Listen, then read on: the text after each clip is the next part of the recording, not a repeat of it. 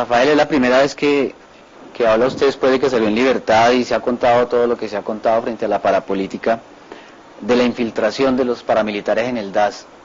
¿Cómo es que llega Jorge Noguera a ser nombrado director del DAS?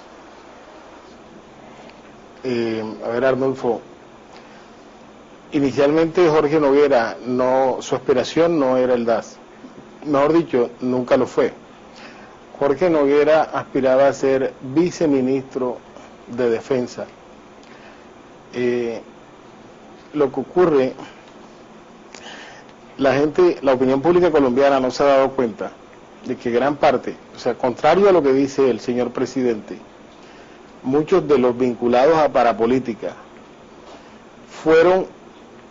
quizás no lo apoyaron en su campaña, pero una vez el presidente Uribe llegó a la presidencia, ellos se pasaron al uribismo. Casos concretos, Álvaro Araújo se pasó al uribismo, él apoyaba a Serpa, pero inmediatamente el presidente Uribe llegó a la presidencia, él se pasó al uribismo. La mayoría de esos políticos, como posteriormente se demostró ante la justicia colombiana, fueron apoyados por grupos de autodefensa en su aspiración a llegar al Congreso.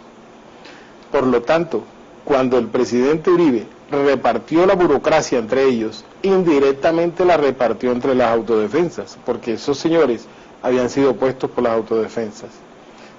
En muchos casos consultaron a quienes iban a recomendar con los jefes de las AUC. Es decir, la burocracia en el primer gobierno del presidente Uribe, sin decir que él fuera consciente de ello, fue repartida entre los jefes de las AUC. En el caso del Bloque Norte,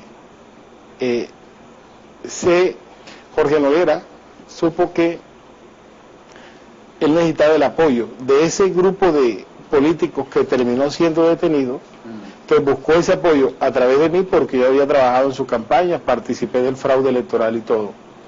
El presidente Uribe, al día siguiente de su posesión, el 7 de agosto del 2002, se fue para Valledupar. Estos políticos estuvieron, algunos de ellos, con él en Valledupar y le pidieron que por favor nombrara a Jorge Noguera, que inicialmente lo que le ofrecieron fue la Superintendencia de Vigilancia y Seguridad Privada.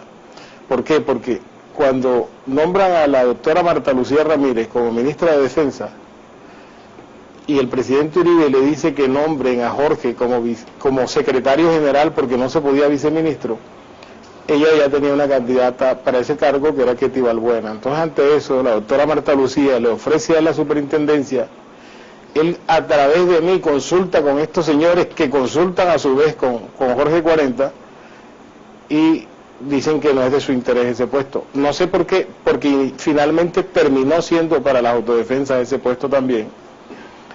Y es así como Jorge Noguera logra que lo nombren en el DAS.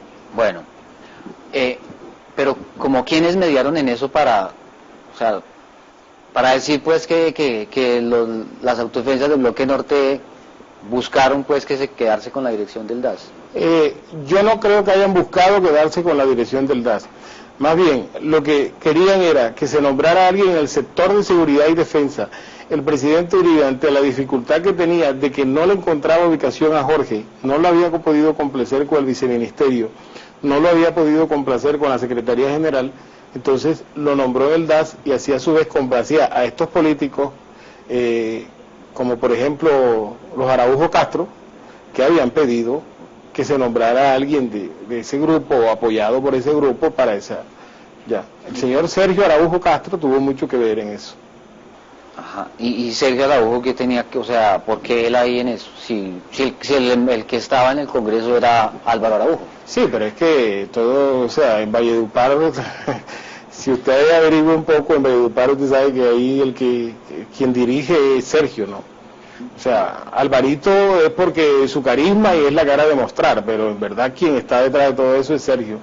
Sergio Araújo en los círculos de la autodefensa era conocido como el asesor. Él era el asesor de cabecera de Jorge 40. Y ya entrando Noguera, entonces, ¿cómo viene la infiltración en el DAS? No, es que eso fue algo que por lo menos en mi caso, a mí me lo dijeron Antes de irme para Bogotá me dijeron, bueno, la misión es obtener información y plena colaboración, no solo en el DAS pues obviamente porque íbamos a llegar allá, pero también se buscaba tener presencia o infiltración en la Fiscalía General y en Medicina Legal. Ese fue el encargo que me hacen a mí. Cuando yo llego a Bogotá, la Fiscalía General, ya Jorge Noguera había hecho ese contacto porque él hizo buenas migas desde un comienzo con Luis Camilo Osorio. Y Medicina Legal, cuando yo vi que se relacionaba con muertos y eso, pues yo nunca estaba de acuerdo con eso. Sin embargo, me encontré con que el gerente de informática de la registraduría era compañero de estudios míos, se había graduado conmigo, había sido llevado a esa posición por los Araújo Castro. Entonces, reemplacé Medicina Legal por registraduría. Y... Jorge Noguera desde un comienzo me dice a mí de que yo llego a Bogotá, nuestra misión es colaboración plena con las autodefensas, ¿no? Sí, y en eso se contó pues que ustedes, por ejemplo, le borraban antecedentes a la gente cercana a Bloque Norte. Era una orden que yo tenía de Jorge, monitorear permanentemente muchos personajes relacionados con autodefensa y todo ese tipo de cosas. Eso lo hacía yo periódicamente a través de Ariel Garzón, porque eso era una orden que yo tenía de Jorge. ¿Y en la Fiscalía cómo fue la infiltración? Pues eso fue de cabeza a cabeza, ¿no? O sea, Jorge Noguera trabajaba de la mano con Luis Camilo Osorio, esa interlocución la tuvo él.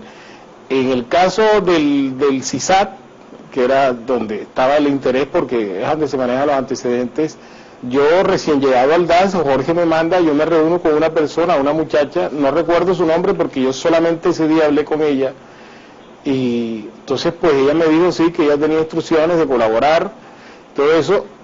Luego de ese momento yo no volví a la Fiscalía, o sea, por no causar sospechas, siempre lo hice a través de intermediarios. ¿Y quiénes, por ejemplo, en el DAS, aparte de lo que se conoce de Jorge Noguera y su caso, colaboraban pues para las autodefensas? Pues inicialmente también Giancarlo Oque, Jimmy Nazar, obviamente, éramos como el círculo íntimo de Jorge Noguera, pero posteriormente es que Jorge, poco a poco, él fue amedrentando a la gente. Por ejemplo, yo le pongo el caso de Luz Marina Rodríguez, que luego llegó a ser directora general operativa, hoy en día creo que está detenida.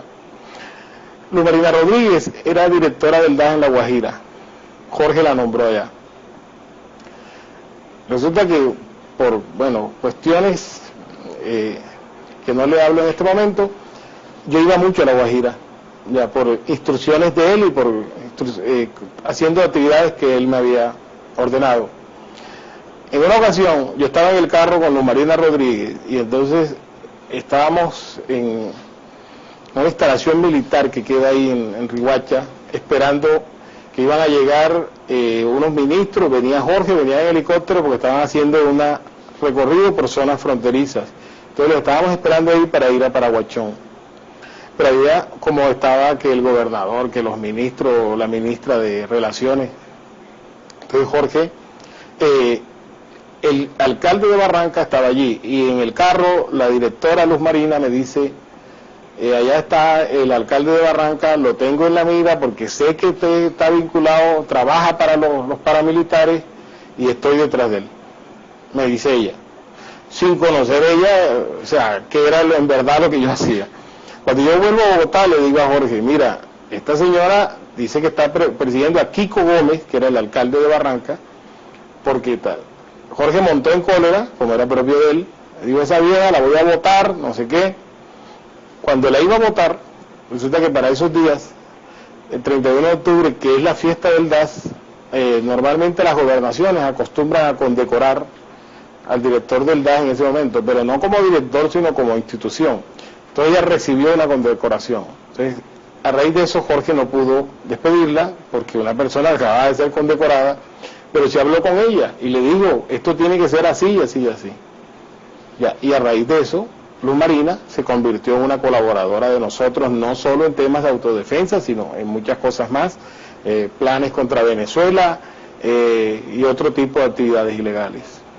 Entonces, como ese hubo muchos casos, Jorge amedrentaba a los funcionarios y los funcionarios, pues en aras de no ser despedidos, terminaron colaborando.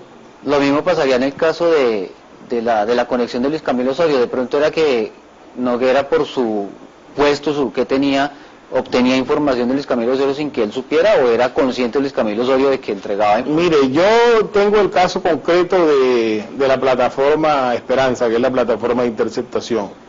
Jorge Noguera un día me envía a mí, me dice, mira, he concertado con el fiscal general y tenemos que obtener toda la información de la plataforma Esperanza. Te vas a reunir con los funcionarios allá, ya eso está ordenado por el fiscal. Y yo fui con el jefe de comunicaciones de ese entonces, que era una persona que Jorge Noguera, que Giancarlo que había llevado, que era apellido Sabaraí. Fui con él, recuerdo yo. Entonces nos reunimos con ese grupo de la plataforma Esperanza, nos estuvieron explicando que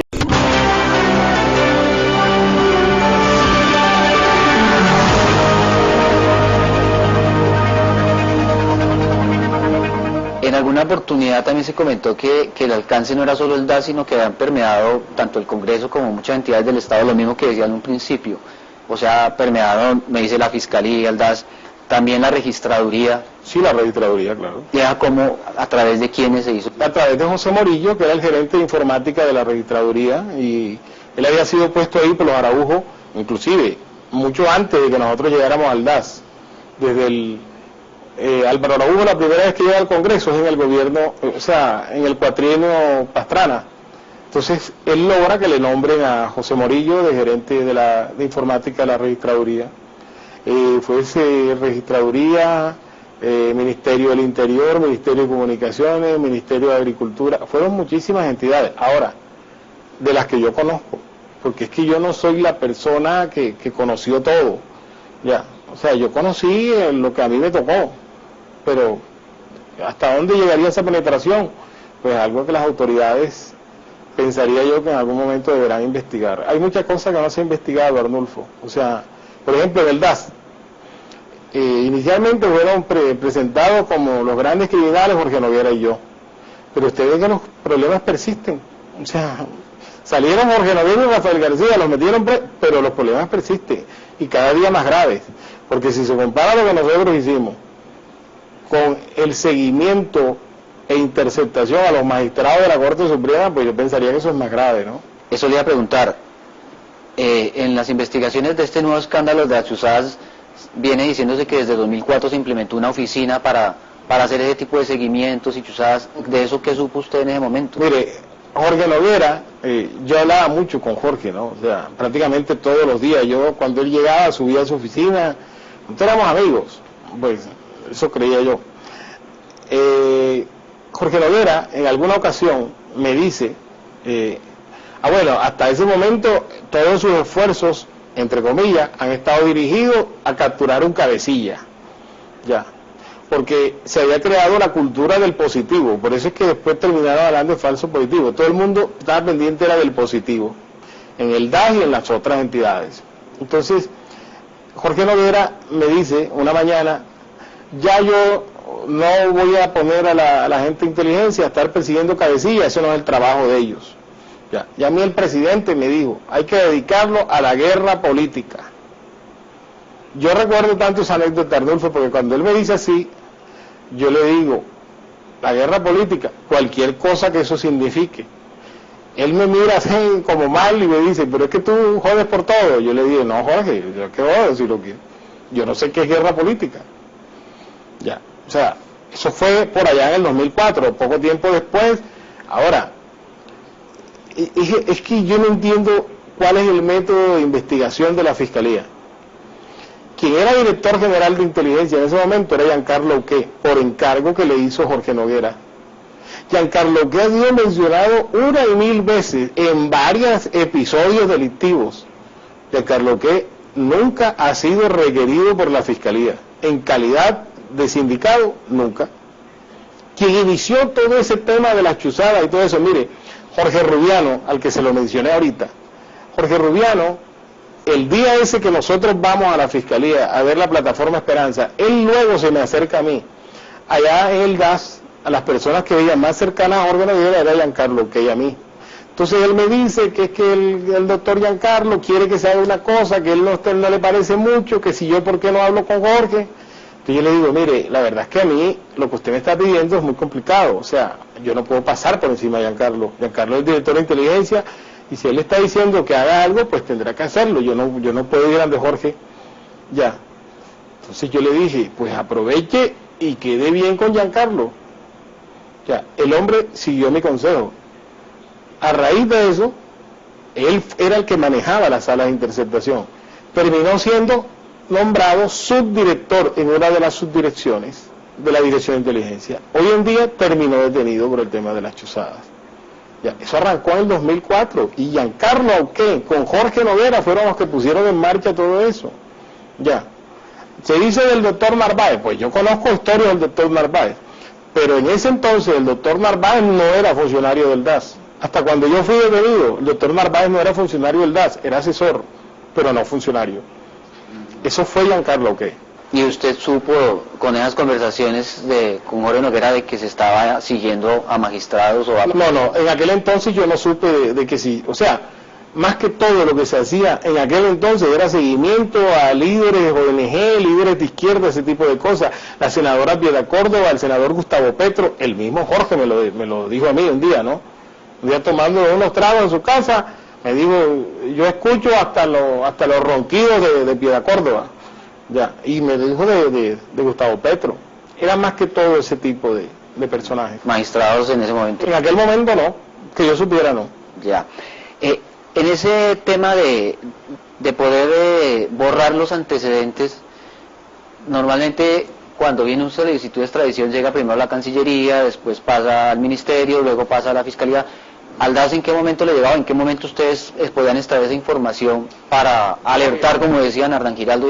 Lo que me dijo Jorge Noguera, yo no tengo constancia personal, era que la ministra de Relaciones Exteriores había dado la orden de que se nos informara sobre el llegado de solicitud de extradición. Efectivamente, en el Ministerio de Relaciones Exteriores había una persona que era quien nos daba aviso cuando eso llegaba ya. De igual manera, pero ya era un tema manejado sobre todo por Jorge, de la Oficina de Relaciones Internacionales de la Fiscalía también nos daban aviso. ¿Por qué? Porque la solicitud de extradición llegaban al DAS mucho tiempo después de que llegaran allá.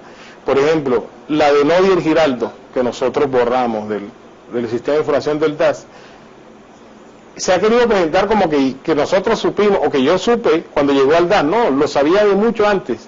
Desde que llegó, no sé si a la Fiscalía o al Ministerio, ya nosotros nos avisaron, que yo inmediatamente le di aviso a Nodier Giraldo, que le había llegado una solicitud de extradición. Lo que me decía Jorge era que la orden había sido dada directamente por la ministra Carolina Barco. No sé si sea cierto o no, eso fue lo que él me dijo. Ya.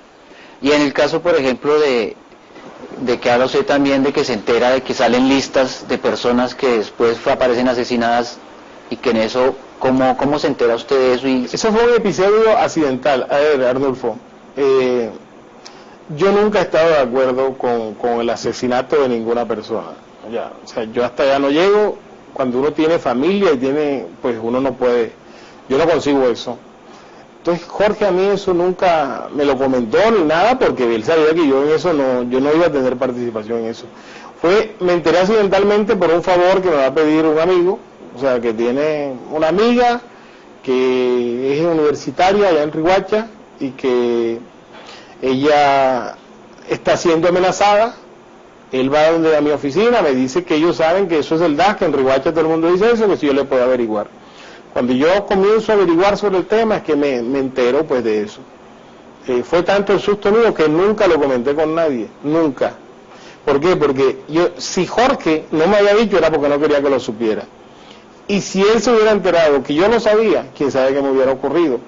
Entonces... Pero, y ahí como si muchas de esas personas, en dado caso, estaban como protegidas por el Ministerio del Interior. Sí, claro, pero esa protección la brinda el DAS. El programa de protección en aquel entonces, yo no sé ahora, el programa de protección del DAS, del Ministerio del Interior, quien da la logística es el DAS. Es decir, quien ejecuta el contrato en verdad es el DAS. Ya. Entonces, las escoltas de muchos de esos personajes eran puestas por el DAS.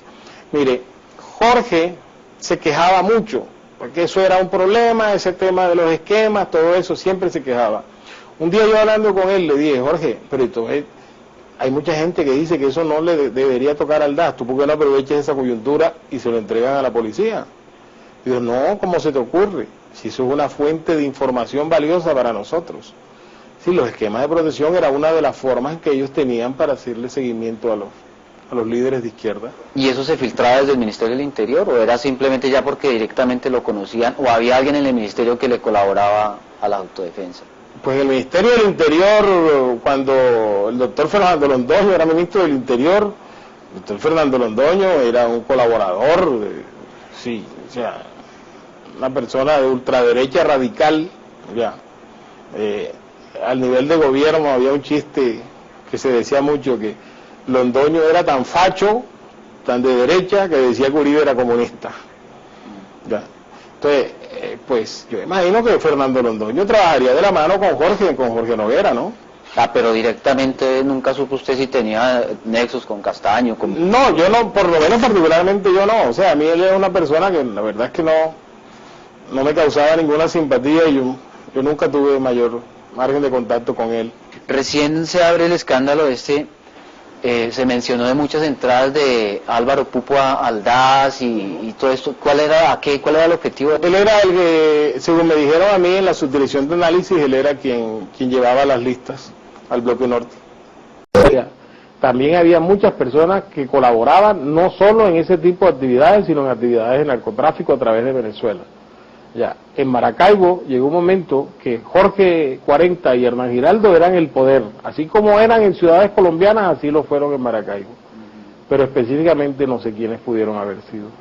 Teniendo en cuenta que el presidente Chávez en ese momento siempre tenía un enfrentamiento verbal constante con el presidente Bush, ¿de alguna manera los americanos trabajaron con el DAS en eso? No, hasta yo no puedo hacer mención alguna de eso porque no tengo ningún conocimiento de eso. O sea, nunca tuve nada que ver con los norteamericanos en cuanto a eso. El presidente Uribe siempre en un principio de su gobierno hablaba de que de alguna manera el presidente Chávez le brindaba un apoyo a las FARC. ¿Hubo alguna estrategia en el gobierno respecto de ese tema? Sí, el presidente Uribe se quejaba, no solo el presidente Uribe, muchos miembros de su gobierno, incluido el propio Jorge Noguera, incluidos detectives del DAS, se quejaban de la, según ellos, connivencia del gobierno venezolano con grupos guerrilleros colombianos. Ya. Y las estrategias era casi que militarizar esas zonas de frontera en aras de neutralizar esa supuesta colaboración. Lo que pasa es que eso fue más allá. Ya. Mire, las autodefensas fue un fenómeno que se distorsionó a raíz del narcotráfico y donde llegaba antes que combatir guerrilla, lo que iba era buscando zonas de cultivo y zonas de tráfico. Entonces eso fue lo que permeó esa zona, inclusive hoy en día todavía se presenta en el Táchira con las Águilas Negras. Ya. Es decir, si bien se buscaba un propósito, pues yo no sé hasta qué punto el presidente Uribe estuviera enterado, pero sé que, por ejemplo, militares de la Brigada 18 trabajaron con grupos paramilitares en la zona de Arauca y llegaron hasta Venezuela. El general Gustavo Matamoros, había un coronel Luis Medina Corredor del grupo Rebéis Pizarro, ya, desde el año 2003 creo que fue, desarrollaron operaciones conjuntas con paramilitares. Yo recuerdo la operación Catedral, una de ellas, ya. Entonces, sí había una estrategia conjunta de militares con paramilitares para la zona de frontera y, si era del caso, también contra Venezuela. Si el presidente lo sabía o no, yo no lo sé, pero militares colombianos sí. Mauricio Llorente, ¿te he oído hablar de Mauricio Llorente, el mayor? Pues yo estuve detenido con él, cuando nos conocimos nos contamos cosas y él también me contaba muchas cosas, o sea, y mencionó personas de la oposición venezolana, me las mencionó con nombre propio. Yo no las repito pues porque supongo que es él quien lo va a decir ante las autoridades. Ya, él era, estoy hablando, no de un mando bajo, él era comandante de un batallón en la zona de frontera. Ya, y él fue acusado de haber permitido el paso de los paramilitares y fue condenado por eso. Creo que tiene, o sea, no es que ahora van a decir, no, es un delincuente, porque es que en Colombia lamentablemente aquí en nuestro país, se cree o no se cree acorde a las conveniencias. Si Mancuso habla de unos personajes políticos costeños, dice la verdad. Si habla de otros personajes, es un delincuente mentiroso. Entonces yo pienso que el mayor Llorente, por lo que yo hablé con él, es una persona que conoce mucho de ese tema. Y él también corrobora en gran parte lo que yo me enteré, pues, en cuanto a que había una connivencia de militares colombianos, paramilitares y sectores de oposición de allá de Venezuela. Aparte, por ejemplo, ¿en algún momento el DAS le colaboró a las autodefensas también con armas? Sí, claro, sí. Jorge Noguera, Fernando Londoño le consigue en una partida, creo que es una plata que habían decomisado y estaba guardada en el Banco de la República. Entonces, eso lo reparten entre policía, ejército y DAS.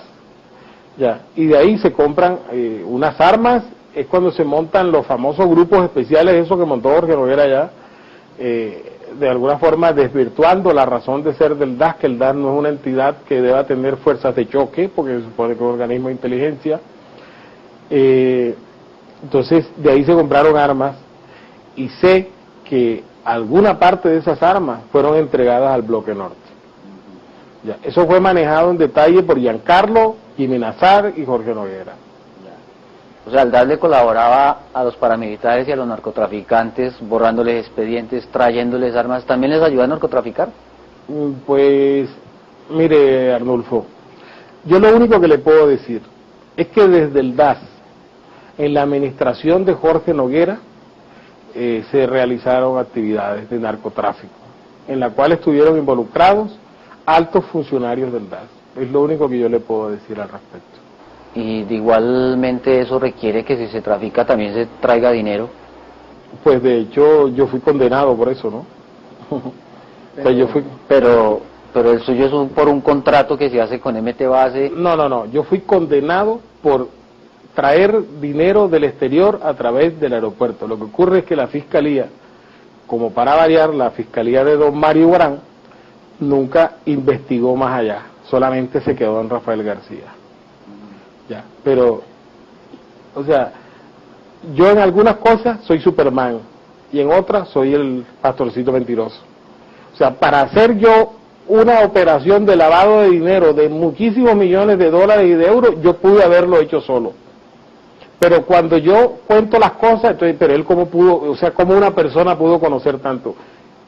O sea, sí pude armar una operación de lavado de dinero yo solo, según la autoridad, pero no pude conocer tanto. ¿No le parece eso una contradicción? O sea, hoy después de que usted recobró su libertad y todo, está diciéndome que ese lavado de dinero por el que fue condenado era proveniente del narcotráfico. Sí. Y Noguera sabía. Noguera no solo sabía, participó de eso. Eso pues, en algún momento me referiré a ello ante las autoridades competentes. ¿Y con quiénes más estuvo Noguera en eso? Pues siempre su círculo de confianza, Giancarlo Uque, Jimmy Nazar, varias personas. Usted tuvo muchos conflictos con las autoridades, la detención de su esposa, sus traslados a las cárceles, o sea, después de que usted destapa todo este escándalo de la parapolítica y hoy está en libertad, ¿en qué situación se encuentra usted, su familia? Pues yo he debido permanecer escondido prácticamente desde que salí de la cárcel. Personas de las pocas amistades que a mí me quedaron en el DAS, muy pocas por cierto, pues cuando al momento de salir me dijeron que el gobierno tiene orden de matarte, entonces pues he debido permanecer escondido porque las autoridades consideran que yo tengo que permanecer en Colombia. Ya, mi esposa, Ariel, por 5 delitos fue condenado a 8 años, ella ya ha cumplido una pena de 8 años por un solo delito y el juez dice que todavía ella no puede salir en libertad. ¿Y no ha dictado sentencia? ¿Cómo? Y no ha dictado sentencia, sí, ya tiene más de un año el haber finalizado el juicio y no ha dictado sentencia.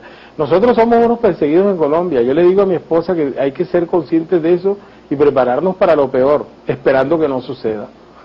Ya, pero para mí está claro que nosotros somos unos perseguidos en Colombia, por el gobierno del presidente Álvaro Uribe. Y estando en esta situación como complicada de seguridad suya y de su familia, ¿por qué ahora decide como poner la cara y revivir todo esto que usted denunció ante las autoridades en su momento? Bueno, primero porque pues considero que el país merece conocer la verdad de muchas cosas que hoy en día O sea, es que preferí que el tiempo las descubriera para que, o sea, mire lo del DAS. Usted ve lo del DAS, Arnulfo. Cambian al director, cambian al subdirector, cambian a los directores de inteligencia, cambian a todo el mundo y los problemas persisten y cada día peor. Hay una sola persona en toda la línea de mando que nunca ha cambiado. ¿Quién es? El presidente Álvaro Uribe. En la línea de mando del DAS, el que nunca ha cambiado es el presidente Álvaro Uribe. Entonces, ¿qué explicación tiene que siendo él la única persona que no cambia la línea de mando, los problemas persistan y se acentúen? Es decir, el problema no es entonces el director del DAS, porque han puesto 4 diferentes y los 4 han sido investigados. ¿Ya? El DAS es una entidad adscrita a la presidencia de la República. ¿Ya? Y desde la época de Jorge Noguera, siempre lo que fue el secretario privado, ese tipo de cosas, eran los que daban las órdenes al director del DAS. Yo me acuerdo que Jorge Noguera lo llamaba Alberto Velázquez y él estaba conmigo y enseguida, no, apúrate, me llama Alberto Velázquez. Ya, creo que era secretario privado o secretario general. ¿Será que el secretario privado por sí y ante sí le va a dar una orden al director del DAS? Yo no lo puedo creer. Yo era jefe de informática. El tiempo se encargó de demostrar que muchas de las órdenes ilegales que yo di venían de arriba, no eran iniciativa de García. Y de todo el caso de la parapolítica, que ya hay muchos condenados y otros en etapa de juicio, ¿todavía falta mucha gente? ¿En lo que usted contó? No, yo lo que conté, pues todos fueron judicializados, muchos condenados. Hay algo importante respecto a lo que usted me decía ahorita en cuanto a que no, que a usted le creyó las autoridades.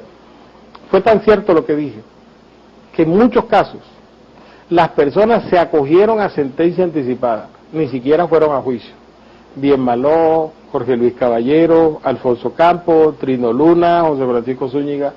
Es decir, era tan cierto lo que dijo García, que ni siquiera las personas fueron a juicio. Las autoridades corroboraron tantas cosas y lograron tal cúmulo de pruebas que ellos prefirieron aceptar su culpabilidad. Una última cosa, recién que arrancó el proceso en la Fiscalía, cuando usted declaró, usted dijo que había armado todo un programa para hacer, para manejar la cuestión electoral en la costa y todo eso. ¿Qué pasa? Interceptar, que no nos dieron información técnica, muchas cosas. Posteriormente, cuando yo regreso, y le cuento a Jorge, sí, estuvimos en la reunión, mira, me dieron esta información, todo eso. Entonces él me dijo, ¿y los teléfonos? ¿Cuáles teléfonos? Los blancos, porque eso se llama blanco, los que interceptan. Yo le dije, pues a mí eso no me lo iban a dar seguramente. Me dijo, ¿cómo no? Entonces Jorge Noguera, delante de mí, llama, hace una llamada telefónica, presuntamente al fiscal. Ya, cuando yo declaré esto en la Comisión de Posesión, la defensa del fiscal dice, ¿pero usted lo vio? Yo le dije, obviamente que no lo vi, pero ¿qué sentido tenía que Jorge Noguera me engañara a mí en ese momento? O sea, ¿a cuenta de qué?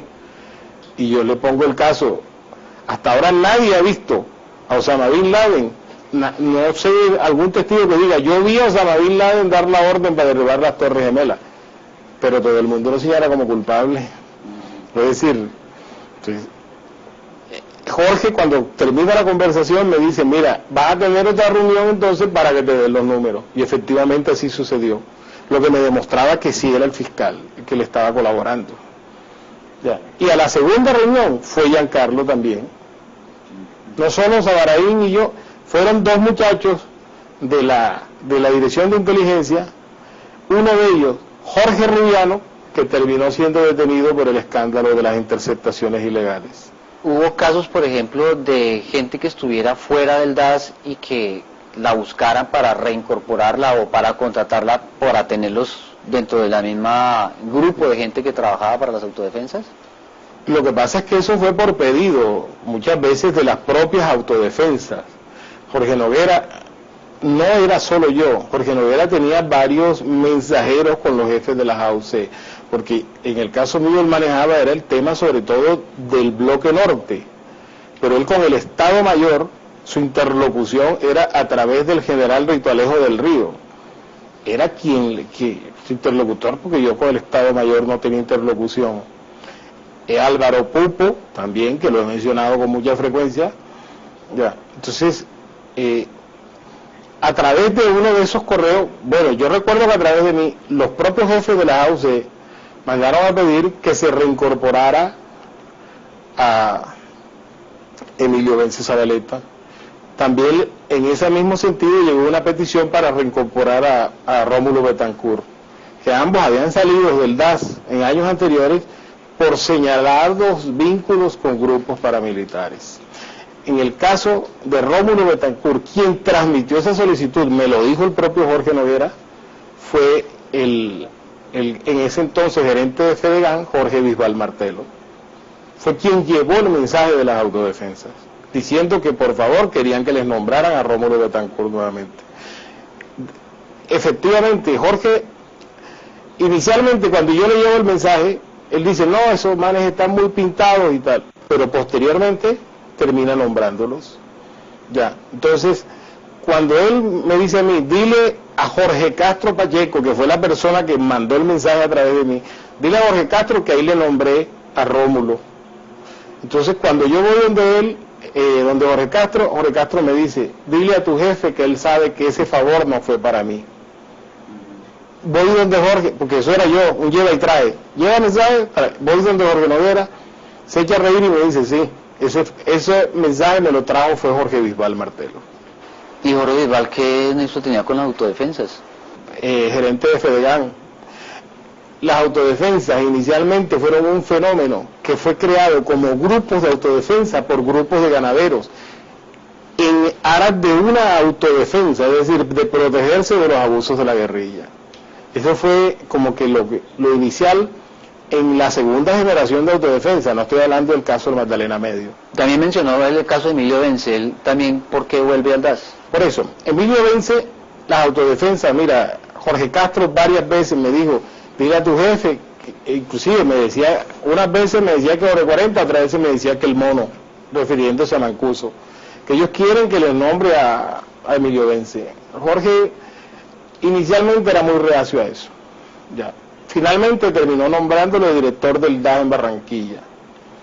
Pero las autodefensas, casi que inmediatamente al ingreso de Emilio Vence, se dieron cuenta que Emilio Vence no era la misma persona que era antes. De pronto por su edad, o yo no sé por qué motivo, ya él no les colaboraba de la misma forma. Ellos comenzaron a quejarse de Emilio Vence, que no les estaba sirviendo. Esa queja, yo se la transmití a Jorge, Jorge montaba en cólera. Después yo me di cuenta que Jorge ya no le simpatizaba Emilio, porque Emilio Vence había sido muy amigo del presidente Uribe, cuando Uribe, como Emilio fue director del DAS en Córdoba.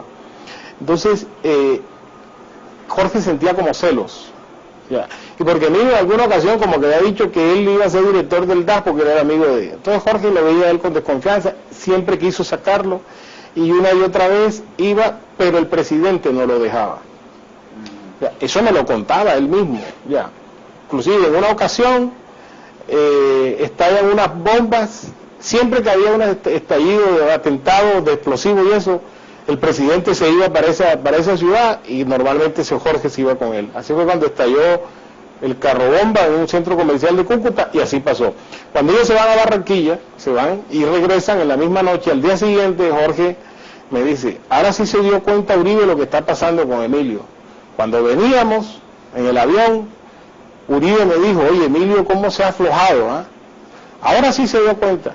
Ya, bueno, tanto dio Jorge hasta que por fin logró a través de un falso positivo encarcelar a Emilio y sacarlo. Mira, en una ocasión yo fui con Jorge a la presidencia, fuimos a un evento allí. Cuando yo iba a entrar a la presidencia me llamaron del Bloque Norte quejándose una vez más de Emilio Vence. Yo le dije a Jorge en ese mismo momento, le dije, mira, me están llamando quejándose. Jorge montó en cólera y va donde el presidente y se lo dice, ya. Y el presidente, ¿qué le dice? Dile a los amigos, se refería obviamente a los jefes de la autodefensa, porque no sé de quién más estaba hablando, que ese es un caprichito del presidente. Pero, o sea, es muy difícil. O sea, usted en Colombia, a usted la justicia le ha creído casi todo lo que ha dicho de la parapolítica. ¿Y cómo creerle pues que esos como cercanías que pueda tener el presidente con las autodefensas? A ver, primero aclaro una cosa.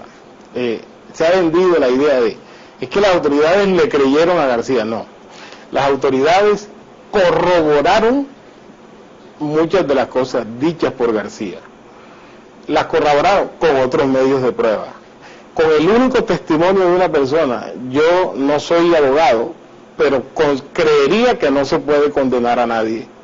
Es decir, con el solo testimonio de García, no es que García lo dijo, las autoridades le creyeron y condenaron al hombre, no, así no funcionó. Entonces no fue que le creyeron, lo corroboraron por otros medios de prueba. En su momento, lo que pasa es que las autoridades investigan hasta donde tienen competencia. En su momento se investigarán otras cosas que no se han investigado y también se lograrán corroborar o no. Ya. A pesar de que hay muchos rumores que dicen, que es que a Uribe lo subieron los paramilitares y todo esto, pues eso se dice por ahí, pero ¿dónde estarán las pruebas de esos nexos? Pues yo no sé de que, yo la verdad es que no sé si haya pruebas o no, pero mire, Arnulfo, las actividades delictivas desarrolladas por nosotros desde el interior del DAS, yo no creo que hayan sido desconocidas por el presidente. Yo no creo que hayan sido desconocidas por el presidente. En el caso de la operación Ciclón, por la que terminamos respondiendo Jorge Noguera y yo, el mismo Jorge Noguera me dijo que el presidente Uribe había autorizado y ordenado que le entregáramos esa información al Frente Resistencia Tayrona. Esa operación contemplaba inclusive poder llegar a capturar a Hernán Giraldo Serna, ¿no? Inclusive tengo entendido que apareció usted en ese informe de Policía Judicial como un nexo ahí entre las... La policía había enviado un informe señalándome a mí como un presunto enlace de el director del DAS con Grupo de Autodefensa. ¿Y qué pasó con eso? ¿Con qué? Con ese informe. Pues, o sea, Jorge se encargaba de sustraer informes de la policía, no sé, y los conocía, entonces me ponían alerta y todo eso. Cuando supimos eso, pues yo era el que llevaba la información, Jorge me la entregaba, yo la llevaba. Entonces yo me puse un poco nervioso y él me dijo, no te preocupes, que el presidente y el fiscal están al tanto de esto y ellos nos protegen en su momento.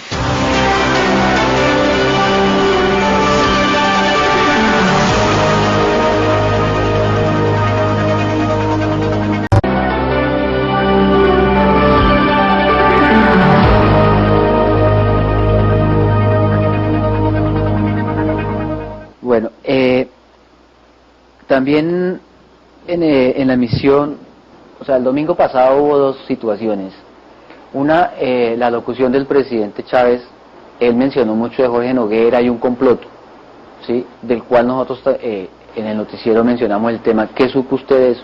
Mire, está claro que hubo un plan de conspiración contra el gobierno venezolano, del cual hizo parte el DAS, y del cual hacía parte también el ministro Fernando Londoño. Ya, yo recuerdo que el ministro Fernando Londoño, que pues supongo que tenía amistades en Venezuela, alguna vez Jorge me habló de una familia Lapi, del estado Yaracuy, algo así, y un señor de apellido Marín, que creo que en aquel entonces vivía en Europa, pero que había sido un político tradicional aquí. Londoño, ellos le colaboraban y en todo ese plan conspirativo. Ya, a su vez Jorge Noguera tenía un personaje que era de por allá del Táchira, un señor Iván Roa, creo que era ganadero, que según entendía yo a Jorge, había sido amigo, era cercano al presidente Álvaro Uribe, ese señor Iván Roa, también colaboraba mucho. Hubo toda una conspiración contra el gobierno venezolano, ya, del cual, hasta donde yo sé, participaron facciones del Bloque Norte y el DAS, y también era estimulada por el ministro Fernando Londoño. Ya. Por ejemplo, el exdirector del DAS en Cúcuta, tal como lo dijo el presidente Chávez, es cierto. Ya. Mire, las cosas poco a poco se van descubriendo y se van dando a la verdad. Ese mismo día se supo por un artículo que apareció en la revista Semana, ese domingo, que el DAS toma exfuncionarios y los pone a trabajar de una manera encubierta. Lo dijo el artículo de Semana, no sé si lo vio. Eso fue lo que hizo Jorge Noguera con Jorge Díaz. Lo quitó como director del DAS y lo puso a trabajar de una manera encubierta en operaciones clandestinas aquí en Venezuela. Ya, inclusive, se reunieron con militares venezolanos, Jorge Noguera y él. ¿Esas reuniones dónde se dieron? ¿En Colombia o en Venezuela? Yo no sé si fueron aquí en Colombia o allá en Venezuela, pero sí sé que se dieron. Mira, Jorge Noguera, el día que decide que va a dedicar a Jorge Díaz y todo eso, me dice, ese man me está haciendo quedar mal, estaba un poco molesto, porque yo me hizo prometerle algo al presidente con base en algo que iba a hacer y ahora yo no le he cumplido y el presidente me está reclamando. Me lo dice Jorge Noguera en su oficina. Ya. Jorge Díaz, él participaba de operaciones clandestinas aquí. Jorge Noguera creó un grupo del cual hacía parte, o quien fue encargada de conformarlo fue Jacqueline Sandoval. Como premio a esa labor, Jorge la nombró a ella, primero subdirectora de contrainteligencia y luego directora general operativa. Arnulfo, hay algo importante. Yo a estas personas las he mencionado hace mucho tiempo. Como siempre sucedía, es un embustero. Estas personas hoy en día fueron detenidas por el escándalo del DAS. Luz Marina Rodríguez, Marta Leal, que yo también la mencioné, Jacqueline Sandoval. ¿Estaba mintiendo yo? Mire, nadie se acuerda. El 27 de agosto del año 2007, en el juicio de juzgamiento de mi esposa, allá ante el juzgado sexto especializado, recuerdo que dije, está ahí en video, es una diligencia judicial, dije, oigo al doctor Peñate decir que está saneando al DAS, sin embargo, las personas que delinquieron con nosotros continúan allí, por lo que veo no va a cambiar nada, búsquelo y ahí está que lo dije. El tiempo me dio la razón. Esas personas que delinquieron con nosotros terminaron presas ahora, porque ya la situación era insostenible. ¿Esa conspiración de la que usted habla fue iniciativa propia de Jorge Noguera y del ministro Londoño? No, yo no creo que haya sido iniciativa de ellos. Ellos fueron buscados, sobre todo Londoño fue buscado por sectores de la oposición de allá de Venezuela. Allá había un bloque democrático, algo así, que agrupaba a los grupos opositores y que ellos habían hecho alianzas con facciones de grupos de autodefensa para conspirar contra el gobierno del presidente Chávez. Y a través del bloque norte fue que esa conspiración obtuvo la participación del DAS. Ya. Más que todo fue iniciativa de sectores opositores venezolanos, pero que contó con colaboración plena de Fernando Londoño, de Jorge Noguera y de grupos de autodefensa de aquí de Colombia. Y, por ejemplo, el caso del fiscal Danilo Anderson, que fue uno de los más famosos y muchas repercusiones de momento, ¿tuvo que ver algo con esa conspiración? Mire, Arnulfo, yo supe de lo que yo conocí, había unos planes concretos. Ese grupo, Bloque Democrático, creo que, no recuerdo exactamente el nombre, ese grupo tenía un plan que constaba como de 3 componentes. Era el saboteo del aparato productivo de Venezuela. A raíz de eso se produce un paro en el 2002 que le causa un enorme daño al aparato productivo. Ataque mediático, es decir, los medios, ponerlos en contra del gobierno, del presidente Hugo Chávez, y se contemplaba asesinar personas representativas en el ánimo de causar zozobra en la sociedad venezolana. En los planes que yo conocí figuraba el presidente Hugo Chávez, José Vicente Rangel, quien en ese entonces era ministro del Interior, Jesse Chacón, y el fiscal general Isaías Rodríguez. Yo no supe de que figurara Danilo Anderson. Sin embargo, es muy probable, por la manera como fue asesinado, muchos explosivos fueron pasados por funcionarios del propio DAS por allá por el puesto fronterizo Paraguayón, en presencia mía, yo lo vi cuando los pasaron. Ya, pues se podría pensar que en ese plan el fiscal Danilo Anderson, entiendo que allá en Venezuela tenía muchos enemigos, no sé por qué, pues se haya utilizado y también la misma infraestructura para atentar contra él. Pero yo no puedo señalar que haya sido así. Y por ejemplo el caso de esos 100 y pico de paramilitares que fueron, o presuntos paramilitares que fueron detenidos allá en Venezuela, ¿tuvo también que ver con eso? Sí, a ver, yo conocí partes por cuando estuve en el DAS, o sea, como le digo, Jorge Noguera es que no se investiga, o sea, yo no entiendo qué hacen las autoridades. Nadie ha investigado la cantidad de veces que yo fui a Paraguachón y que Jorge Noguera fue a Cúcuta. Jorge Noguera hubo un momento por allá, años 2003, 2004, que iba con demasiada frecuencia allá a Cúcuta, a reunirse con Jorge Díaz, e inclusive pasaba a Venezuela. Ya. Hay una reunión con unos políticos y uno de los jefes de la autodefensa, en la cual se define el envío de tropas de las autodefensas a las zonas de Arauca y norte de Santander. ¿Por qué?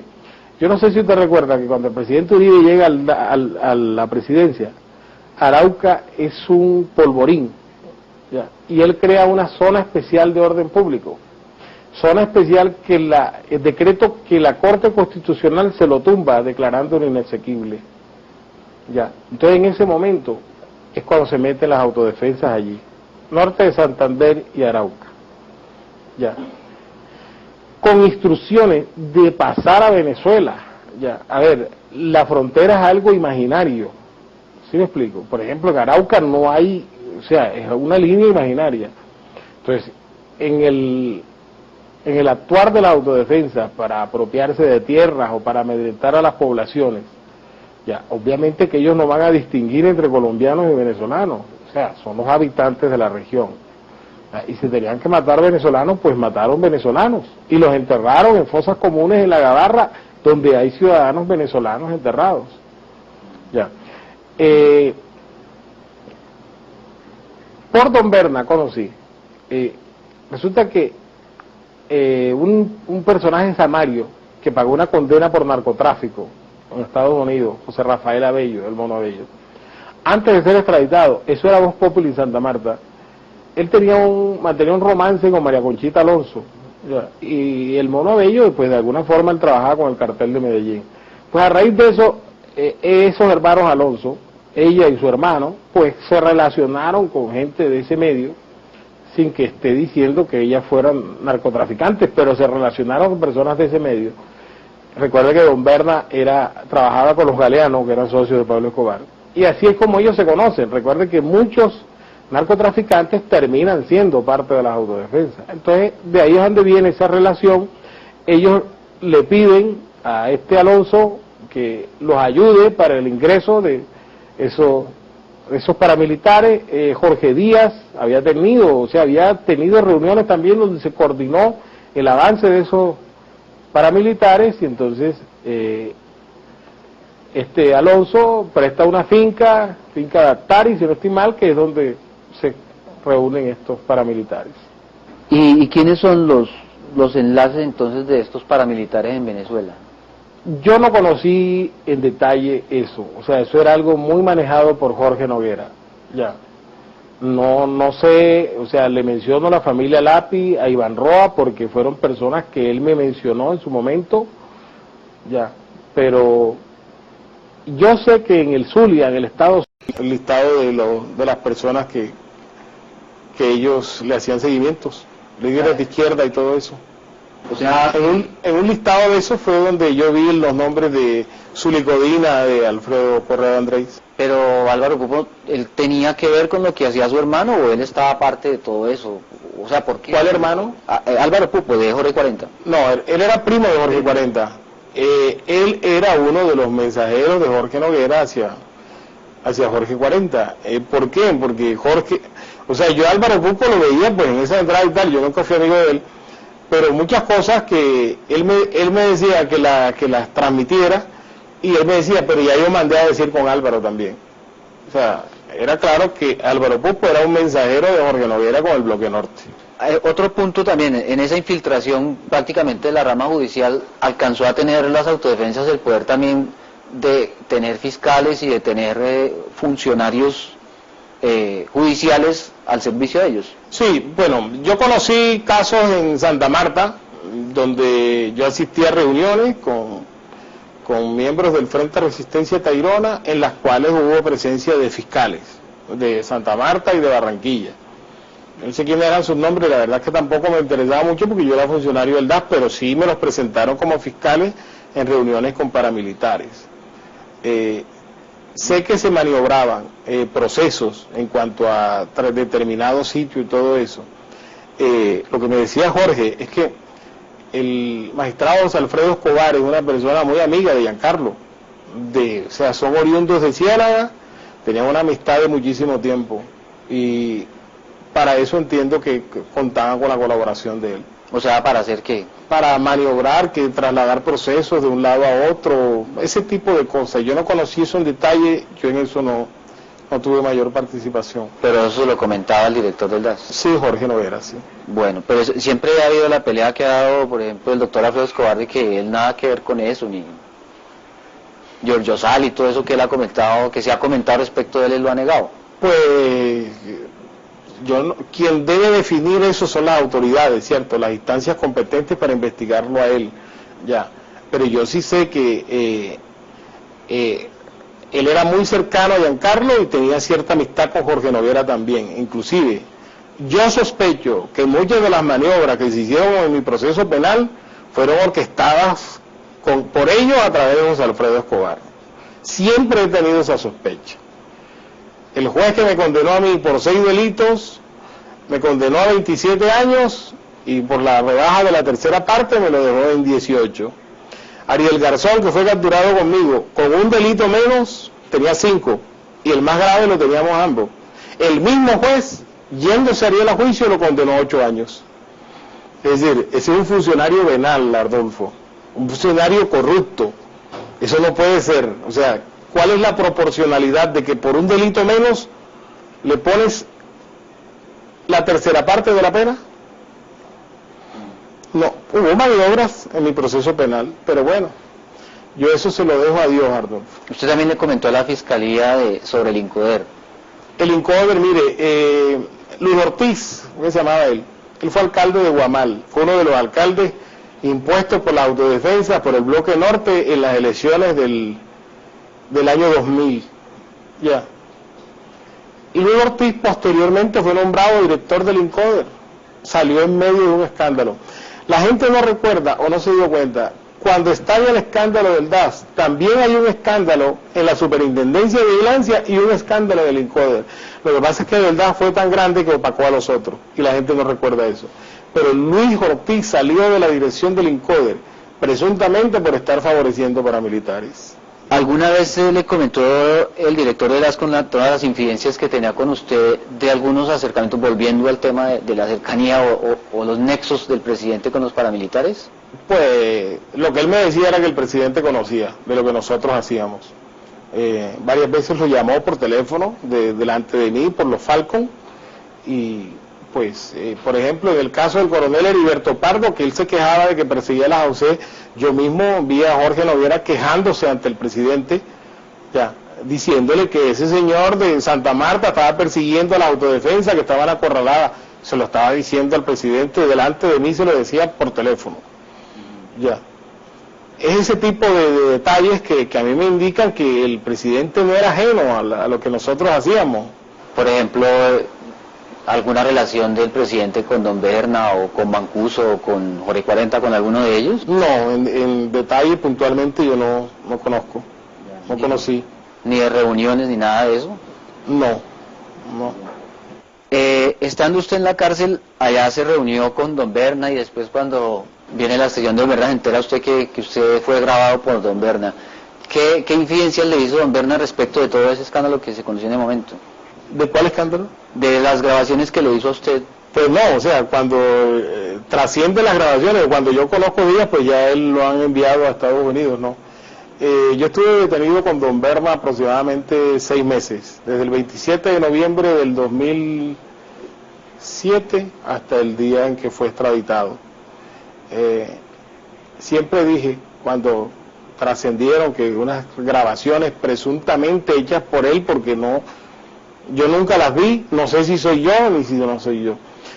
En alguna ocasión que me tomaron declaración en la Procuraduría respecto de ese tema, yo dije, pues a mí me gustaría que aparecieran las grabaciones, pero en su integridad. porque es que no fue que yo le dije a él, no, nosotros sosteníamos conversaciones donde él me contaba y yo le contaba. A mí me gustaría que apareciera la grabación pero completa y que apareciera todas las cosas que él me contó. Él me hablaba a mí, o sea, imagínate, Arnulfo, nosotros en 6 meses juntos, en aislamiento como estábamos, nosotros estábamos los dos solos en ese sitio de reclusión. El uno solamente tenía para hablar con el otro, que no podíamos hablar nosotros. Estaba la parapolítica en su punto efervescente, entonces me hablaba mucho de parapolítica, de político. Don Berna es un personaje muy calculador.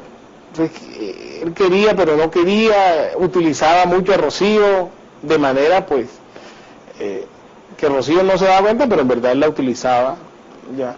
Rocío iba mucho de nosotros antes de ser detenida.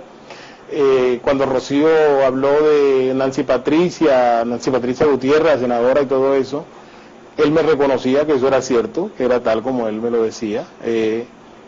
Los vínculos con autodefensa de Nancy Patricia Gutiérrez, de Armando Benedetti, inclusive me dijo que el día del pacto de caramelo pues se había embriagado allá, ya, que eso había sido todo un episodio gracioso. El doctor Benedetti siempre le he escuchado, no, es que eso fue en el 2003 y ya las elecciones habían pasado. No, es que un político no solo tiene, usted más que nadie lo sabe, un político no solo tiene interés en su propia elección, sino en que sean elegidos sus copartidarios. Y si usted no recuerda, en octubre del 2003 había elecciones regionales, es decir, no fue que en el 2003 no hubo elección de Congreso, pero elecciones sí. Y por ejemplo, la hermana del senador yo creo que es concejala, ¿no?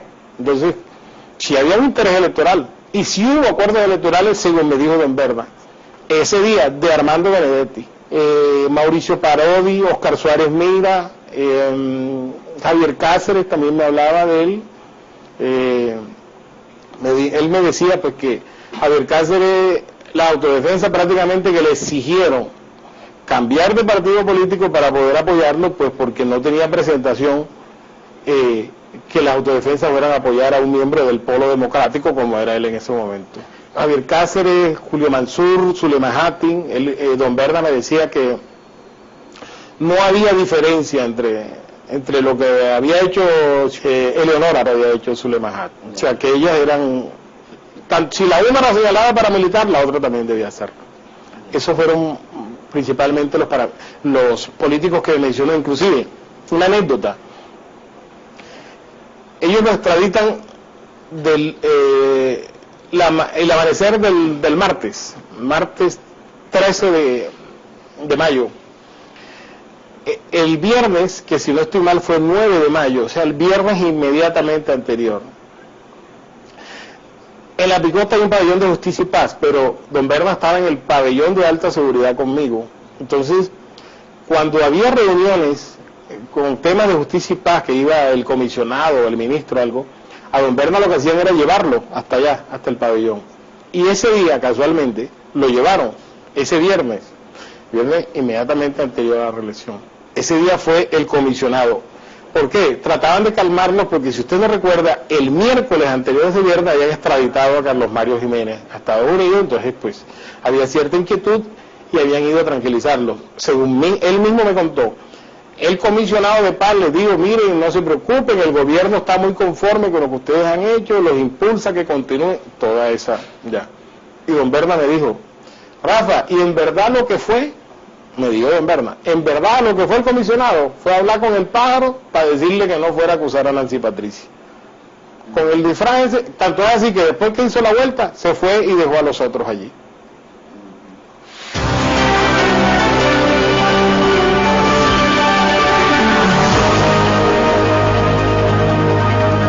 El programa. No, el programa, mire, ese es el tipo de cosas, Arnulfo, que uno no entiende qué sucede. Es decir, la fiscalía, por lo menos la de Mario Iguarán, que fue la que yo viví, fue una fiscalía bastante selectiva. Y entiendo que ha sido una constante a lo largo de todo el transcurrir de la fiscalía. Yo digo, denuncio, hay un fraude. Las autoridades corroboraron que el fraude se ejecutó. Lo corroboró la Corte y la propia Fiscalía. Hubo personas condenadas por eso. Ya. Enrique Osorio, la persona que hizo el fraude conmigo, está detenido hoy en día. pero el fraude nunca se desmontó. Es decir, el programa nunca, ni nadie se encargó de buscar dónde está o no sé qué. En la registraduría nunca se investigó. Ya. Un fraude que contó con la participación decidida de personajes de la registraduría. Y el modus operandi de la registraduría en cuanto a las elecciones sigue siendo el mismo, con modificaciones pequeñas, pero el sistema electoral sigue igual. Es decir, el fraude sigue vivo. Y quien tenga el programa, quien tenga los medios, ya yo conté cómo se hacía, pues puede hacerlo cuantas veces sea necesario. Y es un programa de CD-ROOM, un programa... Sí, un programa de computador, usted mete el CD y él se instala solo. Ese programa lo que hace es cargar la base de datos de los votantes. Ya, nosotros lo hicimos con 3 departamentos, pero el programa lo puede hacer con todo el país en caso de ser necesario. Y lo que hace es listar los nombres de los votantes por cada mesa. Ya, en la documentación oficial, en aquel entonces que entregaba la registraduría, no aparecen los nombres de los votantes. Por eso ve que Enrique Osorio dijo, se necesitan los nombres de los votantes para poder suplantarlos. Entonces los jurados toman y suplantan al elector, es decir, no se requiere la presencia del elector. Ya, entonces usted ahí puede poner tantos votos necesite. Algo muy peligroso, sobre todo en épocas de vísperas de referendo, ¿no? Que el fraude electoral continúe vivo. ¿Y usted dónde dejó ese programa? No, el programa Jorge 40 lo tenía, Enrique Osorio lo tenía, yo también lo tenía, pero pues la cantidad de avatares que a mí me tocó pasar y ese CD quizás dónde quedaría. O sea, ¿había varias copias de ese? No, muchísimas, mucha gente lo tenía. ¿Y hoy día se puede volver a usar? Sí, claro. Sí, siempre, hasta tanto la registraduría no cambie el método de elección, es decir, que la persona va con la cédula, le llenan, la registraduría hoy en día sigue usando los mismos formularios que utilizaba cuando nosotros hicimos el fraude, el E11, E14, E16, los mismos. Entonces el fraude se puede realizar de la misma manera como se hizo en aquel entonces. Y desde cualquier computador. Sí, claro, eso no requiere mayor, eso no tiene mayores exigencias para hacerlo. O sea, lo que se requiere es tiempo, porque imprimir cada mesa de votación, por lo menos en el caso de nosotros, para 3 departamentos, se creó un grupo especial que lo creó alias Sonia, que está creo que detenida, que allá en San Ángel se pasaron como un mes y medio imprimiendo, hasta que imprimieron todas las mesas. Pero entonces eso se da la posibilidad de que quede una que manda la registraduría y una de las que hacen fraudulenta. Que manda... de los formularios que mandan. Sí, pero es que los formularios no traen los nombres. El fraude lo que hace es dar los nombres de los votantes. En aquel entonces, yo no sé ahora cómo funciona en detalle, pero yo entiendo que eso no ha variado mayor cosa. Al jurado le dan una lista donde aparece la cédula de cada votante, pero no su nombre. Para suplantarlo, porque cuando usted le entrega la cédula al jurado, él coge y llena, pone frente a la cédula el nombre, ¿cierto? Entonces, para suplantarlo se requiere su nombre. Para eso era el programa, para tener el nombre del votante y poder suplantarlo. ¿Algo más que quiera agregar, que le quede faltando? Pues no, pedirle a las autoridades, a la Corte Suprema, pues que continúe en su labor investigativa, que ha dado resultados, a la opinión pública colombiana que rodea a la Corte y que la apoye, y la Fiscalía pues que avance sus investigaciones. Pues pienso que yo siempre he pensado que el doctor Mario Iguarán no era garantía para esa investigación de la parapolítica. Arnulfo, Mario Iguarán, me lo corroboró el mismo don Berna. Mario Iguarán era un tipo muy cercano a jefes del bloque central Bolívar, específicamente Julián Bolívar y creo que Macaco. Don Berna a mí me dijo, ellos son, o sea, muy cercanos, ya. Mire, don Berna llegaba al extremo de decirme que Mario Iguarán debió declararse impedido para aplicar la ley de justicia y paz. Así sería el nivel de acercamiento.